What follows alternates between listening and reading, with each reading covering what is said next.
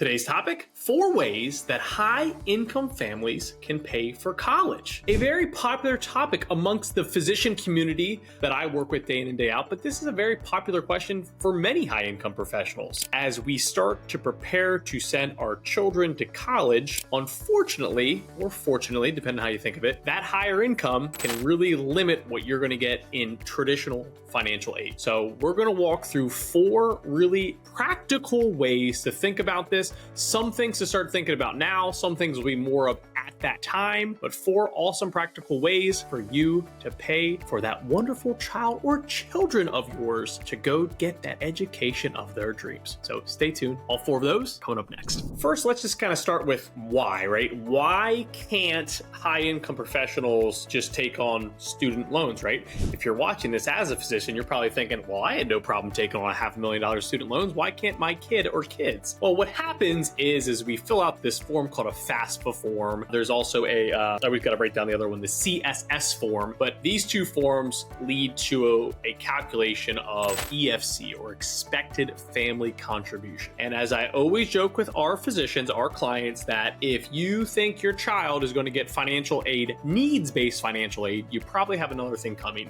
And that's really the premise of today's video and walking through those topics and things to think outside of the box. But once you would go through that calculation, I shouldn't say you, but once they go through that calculation, it's going to be extremely hard, if not pretty much impossible, for you as a high income professional to get needs-based financial aid, whether that is through the federal government or that's even through the actual institution, the education institution that your child is planning to attend. Now, you could get access to what we call direct unsubsidized loans, but that usually ranges based on your year, right? Anywhere from $5,500 up to $12,500. So not a huge number there. So we sit here and we're saying, well, what do we do next? And that's where we want to get into these next 4, because for a lot of families, that's high income families, that's going to be what you can get in terms of financial aid. Now, what I'm not going to do is I'm not going to go down the rabbit hole of Parent Plus loans. Parent Plus loans may be an option for you, but the goal of today's video is to really get you and your child or children through college without any debt. You're probably sitting there again thinking, you're a physician with $500,000 in student loans. You're like, why didn't anyone teach me this one? We're going to teach it to you. We're going to walk through it. So at least from the intro start of it, that's how we got here. Now let's start to jump into these 4 ideas, options, tips that we can walk through to try to get through this without many student loans, ideally none. First on the list, school selection. This is one that I feel like is picking up more steam, but many years ago, I believe the fancy private schools and the Ivy Leagues are what many thought they had to do. And let's just call a spade a spade. If you're watching this as a high-income professional, even as parents, we kind of like well, my kid goes to Princeton, my kid goes to Penn, right? Be honest. There's a little bit of keeping up with the Joneses, even in terms of our kids, our education. Same thing happens for K through 12 private school. And this is really that moment to kind of talk through, is it needed? I am a proud graduate of the Pennsylvania State University. We are. So the first thing we note on here is, maybe think about a state school. Many state schools are offering world-class, look what you're getting out of this, right? World-class education that you can get at a fraction of the cost of some of these private institutions. So first one up here on school selection, consider state schools. I'm even going to go to another level and say, maybe community college, right? Maybe community college to build up some credits. Maybe you do some summer classes where you're building up those credits at a much lower cost, but you're still getting your traditional college experience at that state school, but maybe you can get it done a little bit sooner, right? Maybe you're not taking on as much debt or student loans. Ideally, we avoid that as we kind of talk through this. So our first one is just school selection and trying to keep those costs low, right? There's a big difference. We now live in the state of Florida, and one of the things I did not know about before we got here is just how low cost in-state tuition is. I mean, you're talking about some really world-class settings for education that are less than $10,000 a year.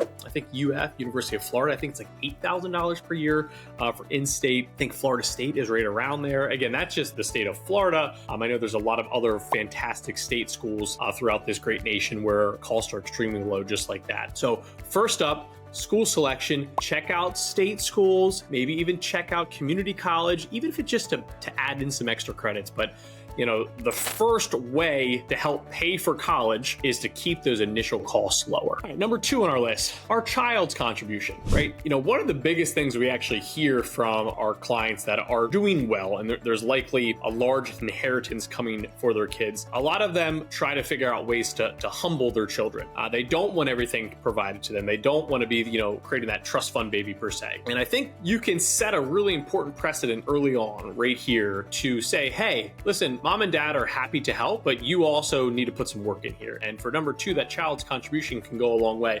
And in my way of looking at this, you can kind of think of it as 2 ways. There's your traditional, go get a job, right? Maybe you get a job at the school and you're getting some money towards your tuition that way. Maybe you get a job off campus. Maybe there's something that you love, scooping ice cream. Heck, babysitters these days, I know what we pay our babysitters. They do okay on just that side of it. Work at the local golf course, whatever, right? There's a lot of things you can plug in here just to create some income to put that towards your education.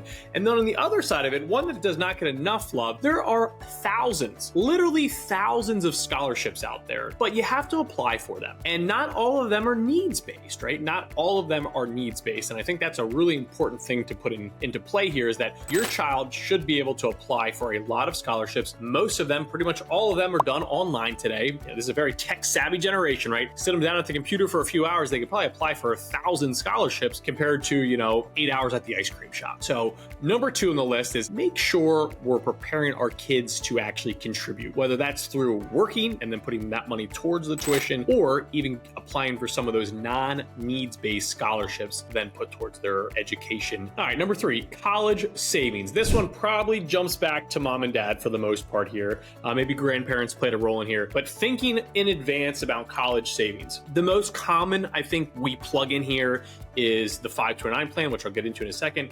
There's another one out there called the Coverdale Education Savings Plan, which not as popular, mostly because the limits are low. It's a $2,000 annual limit. Does it come up in some conversations on a little Google search? It can, but it's not that common. So I'm not going to go very far down that one. Prepaid tuition plans. This one can vary a little bit. I'll kind of add my 2 cents in here. Again, not to say that we have this all figured out. I'll tell you what we did. All 3 boys have 529 plans. Only my oldest son has a prepaid tuition plan in the state of Florida. And my theory here is that if he doesn't use it, my 2 younger boys could also use it. I assume one of them ends up at a Florida State school, but only time will tell. Here's where this can get a little bit iffy. It depends on what the state's rules are, but a lot of times you're going to miss out on maybe some higher growth of the 529 plan, where the prepaid tuition plan will say, hey, we're going to keep pace with our cost of inflation for the schools. Here's that number growing. But if you go to an out-of-state school, we'll still give you that money, what the value is, and then you can put it towards another school. Not every state does it dollar for dollar, right? So you got to keep an eye on that. But your main issue here is, let's just say the cost of inflation was 4.5% hypothetically, but the stock market did 8%. You're going to miss out on that growth, even if you do end up going to an out-of-state school. Now, if you end up going to an in-state school, these prepaid tuition plans can be a slam dunk. We've met a few families down here in Florida where between, I believe it's called Bright Futures program, and then prepaid tuition plans, some of their kids are getting like checks while they're in college because they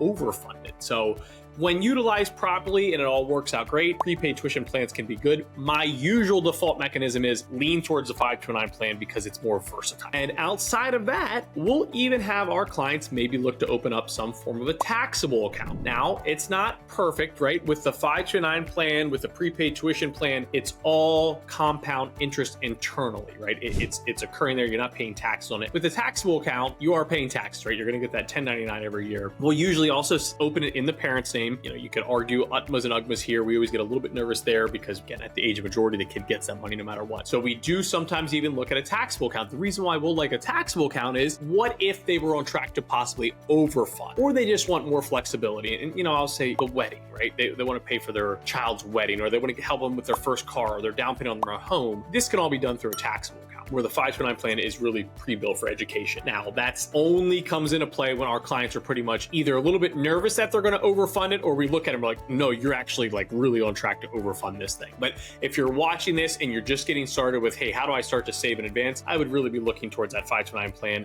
See what your state offers to. Some states offer tax benefits. Some states don't offer tax benefits. Like Florida, it doesn't really matter. There is no state income tax. We used to live in Philadelphia. Pennsylvania was an awesome state because you could actually use their 529 529 plan. Let me rephrase it. You could use any state's 529 plan and still get the tax deduction in that state. Usually most states will limit it where, hey, you got to use our 529 plan to get a tax deduction in our state. So number 3 on the list, college savings. This one should be done in advance, right? The biggest benefit to investing is long-term compounding interest, right? That's what we're looking for here. So number 3 on the list, start to put some money aside in advance. And I threw this one back towards parents. I even noted grandparents in there, even for our kids, right? You know, maybe you start to utilize some of that money to put in there. Again, not to say that I have this figured out. A lot of times when our kids get money for holidays, we let it sit in a bank account for them. Once that bank account gets to a certain amount, guess what I do with it? I move it into their 529 plan. So they're also, you know, chipping in per se towards their future college education. So number 3, college savings. Last but not least on the list, your current earnings. As I always will say to our clients when we're walking through, usually in their plan presentation or even one of our review meetings, we're doing an education analysis. If you can't fully fund it through a 529 plan or prepaid savings, you have really good cash flow, right? The whole topic that we're talking about is high income families. That's you. That's why you found this video. So you might have enough income to also offset that. And I'll even tell a lot of our clients, right, you're probably used to paying for education. Not always. If you are blessed with a very good public school in your backyard, this may not pertain to you, but a lot of high income professionals, especially in major metropolitan areas, are probably already used to paying a pretty darn good penny for private education, K through 12. Keep that party going on the college side. I wish you didn't have to, but just prepare to, right? Prepare to keep that going. So number 4 is you can prepare to pay for this through your earnings. The downside is some of the more common tax benefits out there, the American Opportunity Tax Credit, and then the Lifetime Learning Credit. Again, got to keep some of these things nearby. Only so many things I can remember. Likely you're phased out, right? Your income is likely way too high that you're going to take advantage of those, but prepare yourself to pay through earnings, right? Through your actual income that you're earning as a high income professional. So if you're sitting here watching this video, we hope that those 4 ideas will give you some practical advice and some easy ways, right? You can really put all these in play pretty easily, right? To cover college for your child or for your children if you're not going to get a lot of needs-based financial aid. And there you have it. 4 ways to pay for college as a high income professional. I know I noted at the start of the video, I did not get into like Parent Plus loans. The whole goal here is to give you ways to get through college, get your children or grandchildren through college without having to tap into a large amount of student loans. Again, our physician community unfortunately knows that all too well, but look at those 4 options, start to think through some of them. Number 3 in particular, the sooner you can start that, the better. But we hope this gave you some good practical ideas as a high income household to still get our kids through college in a very practical way. As always, thanks for hanging out with me for the last 15 minutes or so. If you have not subscribed, now would be a great time to subscribe. Click on the little bell icon. You also get a notification every time we release a new video. As always, thanks for hanging out with me, and I will catch you on the next video.